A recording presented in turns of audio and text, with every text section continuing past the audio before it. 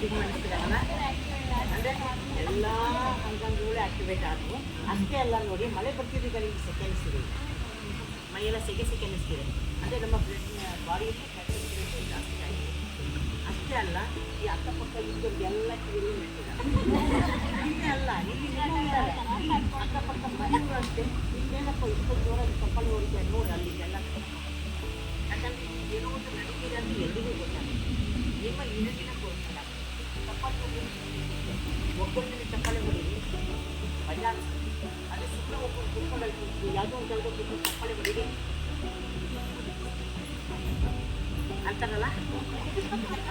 ಅಷ್ಟೇ ಅಲ್ಲ, ನಿಮ್ಮ ಮನೆಯಲ್ಲಾದರೂ ಆಗಿ ನಾನು ಚಪ್ಪಲಿ ಹೊಡೆದ್ರೆ ಆರೋಗ್ಯ ಇದೆ ಅಂತ ಹೇಳಿದೆ, ನಿಮ್ಮ ಮನೆಯಲ್ಲಿ ಹೋಗ್ಬಿಟ್ಟು ನೀವೇನು ಮಾಡ್ತೀವಿ ಗೊತ್ತಾ?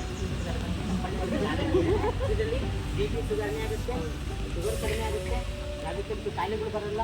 ಮುಂದೆ ಯಾವ ಕಾಯಿಲೆಗಳು ಬರೋದಿತ್ತು ಇಲ್ಲೇ ತಡೆಯುತ್ತೆ. ಅಂದಮೇಲೆ ಚಪ್ಪಲಿ ಹೊಡಿಬೋದಾ? ಈಗ ನೀವು ಮನೆಗೆ ಹೋಗಿ ಒಬ್ಬರೇ ಕೂತ್ಕೊಂಡು ಮಂಚಿನ ಕೂತ್ಕೊಂಡು ಚಪ್ಪಲಿ ಹೊಡೆಯೋಕ್ಕೆ ಶುರು ಮಾಡಿದ್ರೆ ಏನಾಗುತ್ತೆ? ಡಾಕ್ಟ್ರ ಅಲ್ಲ, ಬೇರೆನೇ ಹೇಳ್ತಾರೆ, ಏನೋ ಸಂಥಿಂಗ್ ಆಗಿದೆ ಅಂತ ಧಾರವಾಡ ಮತ್ತೆ ಅಂತಾರೆ ಅಲ್ವಾ? ಅದೇ ನೀವೇನು ಮಾಡಬೇಕು ಅಂದರೆ ಸಣ್ಣದಾಗಿ ಒಂದು ಬದನೇನಾರು ಹಾಕ್ಕೊಳ್ಳಿ, ಇನ್ನೇನಾರು ಹಾಕ್ಕೊಳ್ಳಿ, ಅದೊಂದು ಏನಾರು ಒಂದು ಹಾಕ್ಕೊಂಡು ಅದ್ರ ಜೊತೆ ನೀವು ಚಪ್ಪಾಳಿ ಹೊಡಿಯೋಕೆ ಶುರು ಮಾಡಿ. ದೇವ್ರನ್ನ ರೆಸ್ಟ್ ಬರ್ತೀವಿ.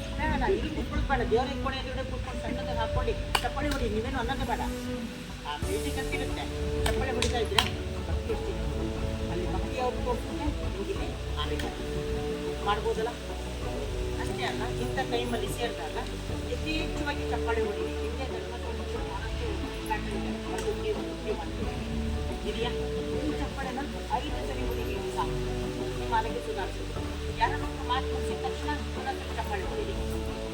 ಆಮೇಲೆ ಇನ್ನೊಬ್ರು ಮಾತಾಡೋದು ಚಪ್ಪಾಳೆ ಹೊಡೀರಿ. ಸ್ವಾಗತ ಮಾಡ್ತಾರೆ ಚಪ್ಪಾಳೆ ಹೊಡೀರಿ.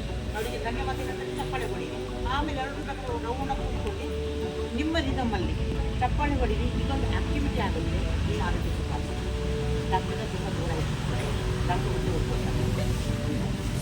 ಯಾಕೋ ಡೈಲಿ ಬರ್ತಿದ್ದವ್ರಿಗೆ ಯಾಕೋ ಅವಾಗ ಕಮ್ಮಿ ಆಯ್ತಲ್ಲ ಅಂತ. ಹೌದಲ್ಲ? ನಿಜವಾಗ್ಲೂ ಹೇಳ್ತೀನಿ, ನಿಮ್ಮ ಆರೋಗ್ಯ ನಿಮ್ಮ ಕೈಗೆ. ಈಗ ಸ್ಪೆಷಲಾಗಿ ಇನ್ನೊಂದು ಸ್ಟೆಪ್ ಮುಂದೆ ಹೋಗೋಣ. ಇಲ್ಲಿ ಎಲ್ಲರೂ ಆಲ್ರೆಡಿ ಆ ಒಂದು ಕಷ್ಟದಿಂದ ಮುಂದೆ ಬಂದಿರೋಂಥವ್ರೆ. ಆದರೆ ನಾವು ಈ ಮಾತನ್ನು ನಮ್ಮ ಮನೆಯಲ್ಲಿ ಆಗಲಿ, ನಮ್ಮ ಶಾಲೆಯಲ್ಲಿ ಆಗಲಿ, ನಮ್ಮ ಪಬ್ಲಿಕ್ ಪ್ಲೇಸಲ್ಲಾಗಲಿ ಎಲ್ಲಿ ನಾವು ಮಾತಾಡೋಕ್ಕೆ ಹೋಗಲ್ಲ, ಮಾತಾಡೋಕ್ಕೆ ಇಷ್ಟನೂ ಕೊಡಲ್ಲ. ಮಾತಾಡಿದ್ರೆ ಎಂಥ ಅಸಹ್ಯ ಅಂದ್ಬಿಡ್ತಾರೆ. ಹೌದಾ? ಜಾತ್ರೆ ತುಂಬ ಮಾತಾಡ್ತೀವಿ. ಈಗ ಇದು ಮತ್ತೆ ಇನ್ನೊಂದು 50 ಹೋಗೋಣ.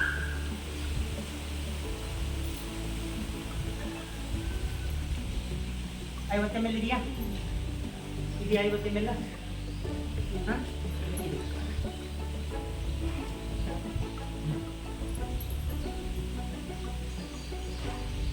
ಯಾವುದು ಜಾಸ್ತಿ ಅಪ್ಸರ?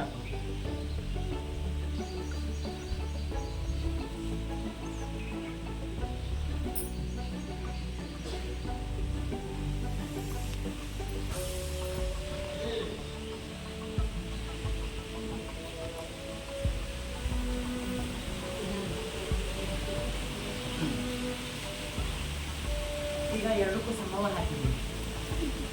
ಈಗ ನಾವು ಪೀರಿಯಡ್ಸ್ ಆಗಿರೋ ಟೈಮಲ್ಲಿ ನಾವು ಜಾಸ್ತಿ ಮಾಡ್ತೀವಿ, ಜಾಸ್ತಿ ಆಗ್ತಿರುತ್ತೆ. ಮತ್ತು ಹೊರಗಡೆ ಕಾಣಿಸ್ಕೊಳ್ತಿದೆ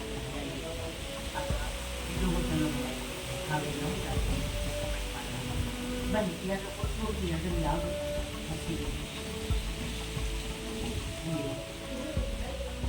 ಹಾಂ,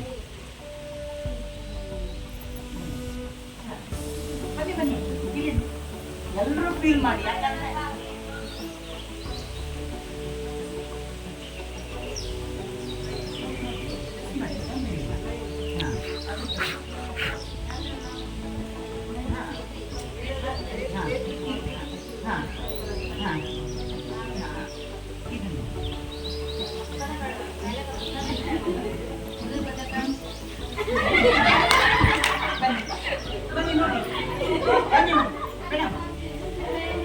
ಫೀಲ್ ಮಾಡಿ, ತಪ್ಪೇನಿಲ್ಲ.